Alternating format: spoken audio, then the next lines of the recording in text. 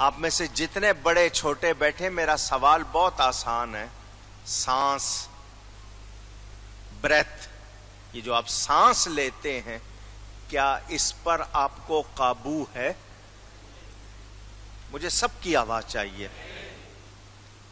Second لگتا ہے سانس لینے میں؟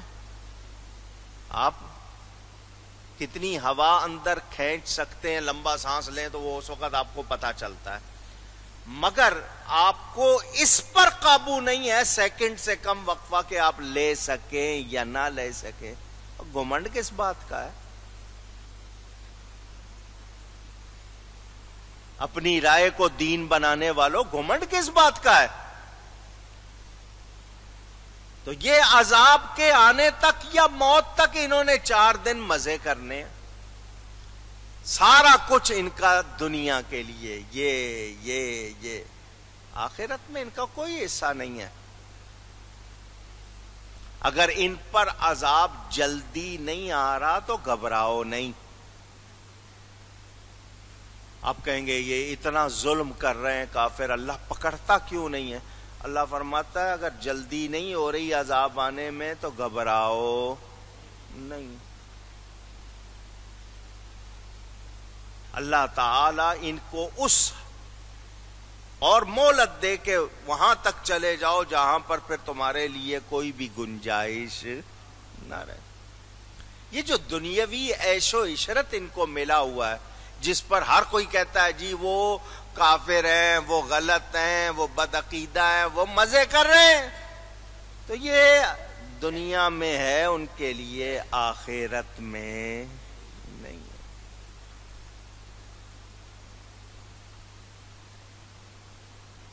بتائیے مجھے، آپ بڑے سمجھدار ہوش مند لوگ ہیں، بڑے سے بڑا مالدار، دنیا کا امیر ترین آدمی، کیونکہ آج کل دکھاوا بہت ہے.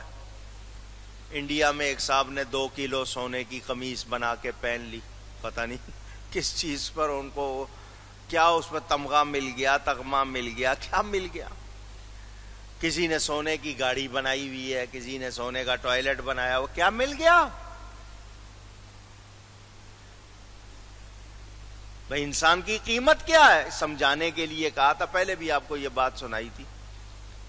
اللہ والے تھے، بادشاہ کے پاس گئے، تو جنگل میں گیا ہو اور تیرے کھانے پینے کا سارا سامان ختم ہو گیا ہو اور تجھے پیاس نے ایسا کر دیا ہو کہ تجھے پتا ہو کہ میں مر جاؤں گا اگر پانی نہیں ملا. 2 گھونٹ پانی چاہیے مجھے، نہیں تو میں مر جاؤں گا. تو اس وقت تجھ سے کوئی اگر بادشاہی مانگے، جو کچھ مانگے بول دے گا یا نہیں دے گا؟ اس نے کہا جان بچانے کے لیے دوں گا. انہوں نے کہا یہی پانی جو اندر گیا ہوا ہے نکلے نا، تو پیشاب کرنا چاہ رہا ہے اور ہو نہیں رہا اور تیری جان پر بن جائے، اور کوئی تجھے یہ کہے کہ میں ٹھیک ہے تیرا جو پانی اندر ہے نکلوا دیتا ہوں، وہ جو مانگے گا دے گا یا نہیں دے گا؟ اس نے کہا دوں گا جی. اس نے کہا تو تیری تو ساری جتنی حیثیت ہے وہ 2 گھونٹ پانی کی ہے، پینے کی یا نکالنے کی، یہ تیری حیثیت ہے. گھمنڈ کس بات کا ہے تجھے؟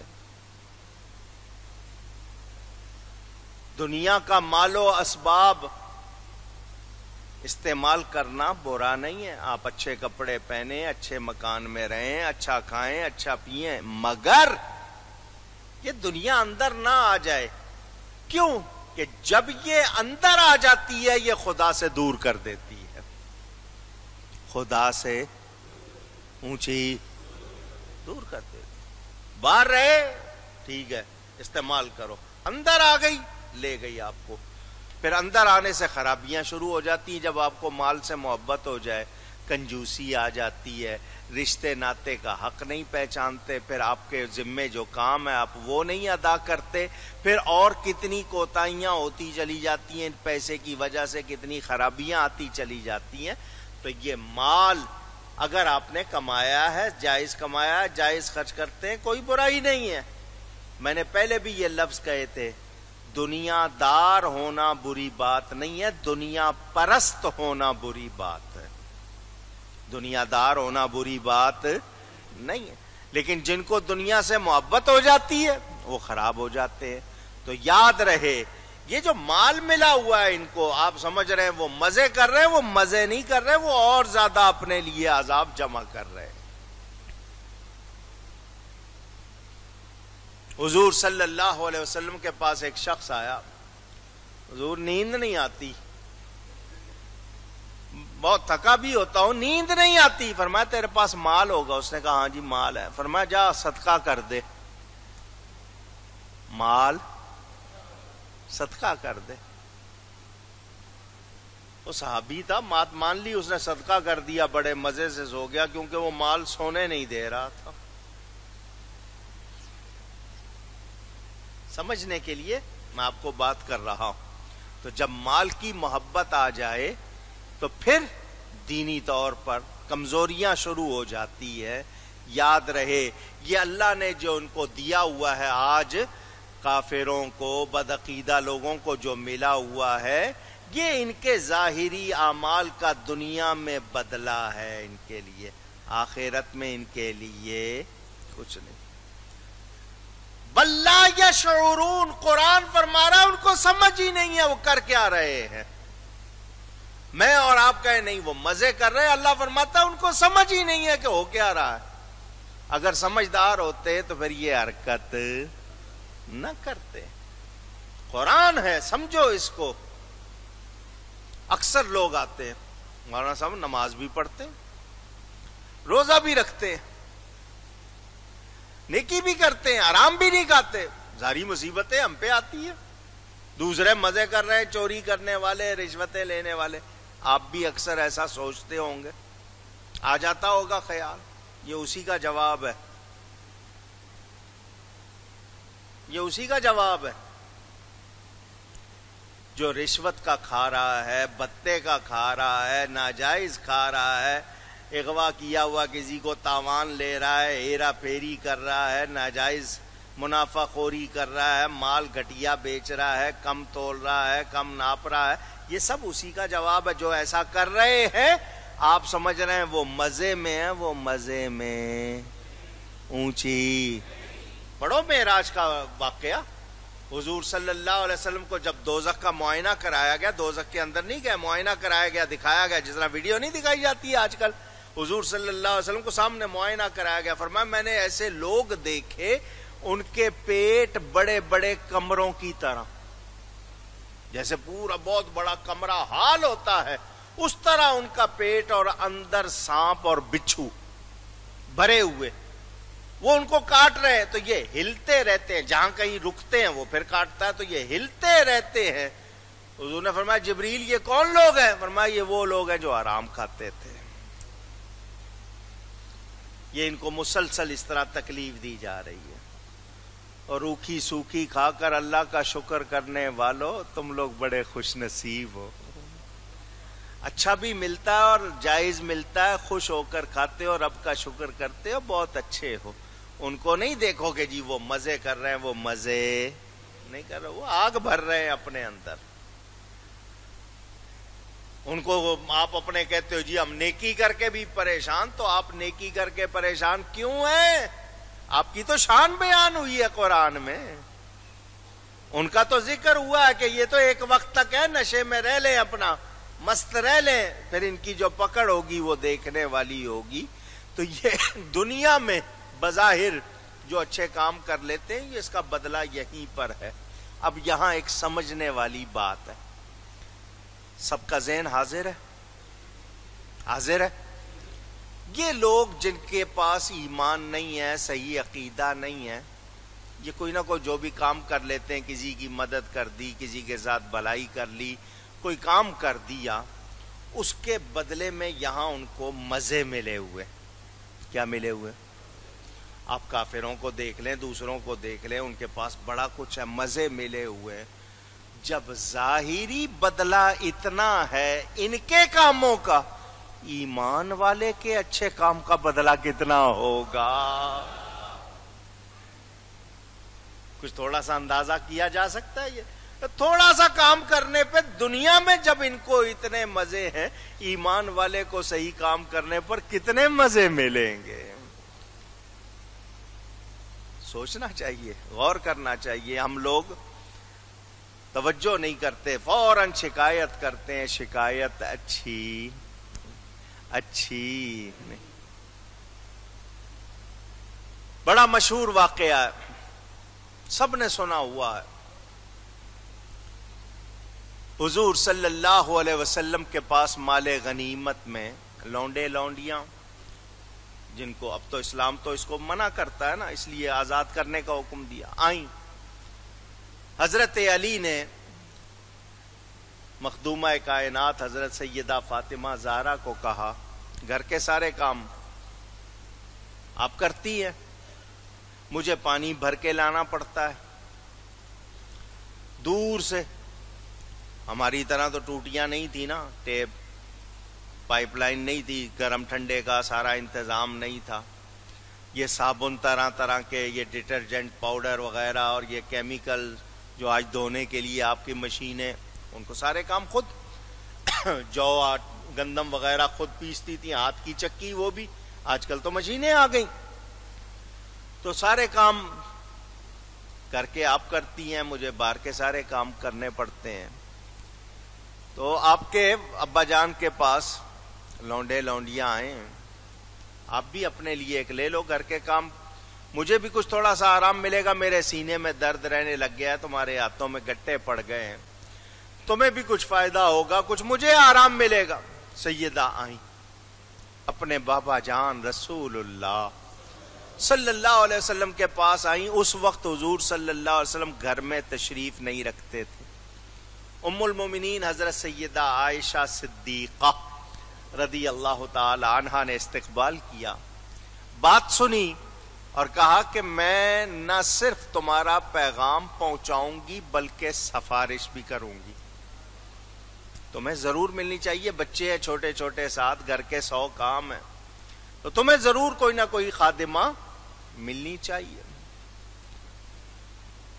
سیدہ واپس آ گئیں، حضور صلی اللہ علیہ وسلم گھر تشریف لائے تو ام المومنین حضرت عائشہ صدیقہ رضی اللہ تعالی عنہا نے بتایا کہ آپ کی بیٹی آئی تھی اور یہ کہہ گئی ہیں، اور میں کہتی ہوں کہ ان کو ضرور کوئی خادمہ دیجیے، سفارش بھی کر دی۔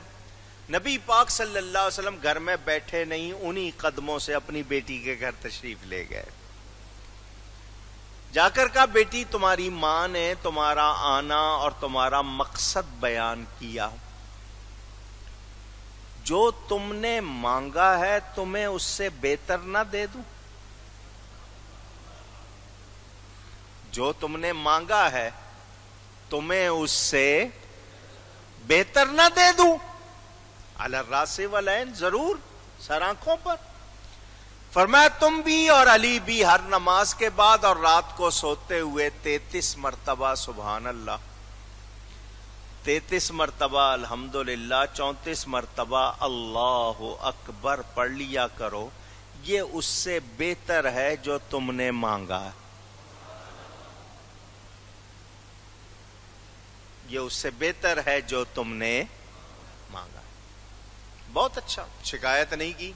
ایک طرف تو کہتے میرے جگر کا ٹکڑا ہے، آنکھوں کی ٹھنڈک ہے، مجھے خوشی ہوتی ہے اس کو دیکھ کر، جس نے اس کو ناراض کیا اس نے مجھ کو ناراض کیا، جس نے مجھ کو ناراض کیا اس نے اللہ کو ناراض کیا۔ ایک طرف تو یہ فرماتے، دوسری طرف یہ کہ میں نے اگر خادمہ مانگ لی ہے تو بجائے اس کے کہ خادمہ دیں، پہلے کام کم نہیں تھے، کام کا اور اضافہ کر دیا۔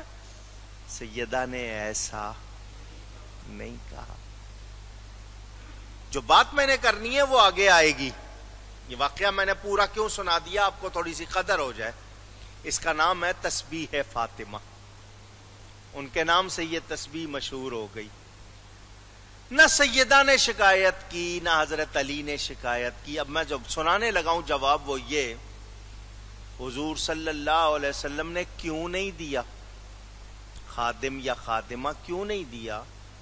کہ میں اگر سارے جہان کے لیے نمونہ بن کے آیا ہوں تو میری بیٹی بھی نمونہ ہونی چاہیے۔ لوگ کام کریں گے، ان کو پتا ہوگا نبی بھی اپنے کام خود کرتے تھے، تو میری امت کی ساری عورتوں کو تو خادمائیں نہیں ملیں گی، وہ گھر کے کام خود کیا کریں گی، تھک ٹوٹ کے جب بستر پر لیٹیں گی ان کو کس کی یاد آئے گی؟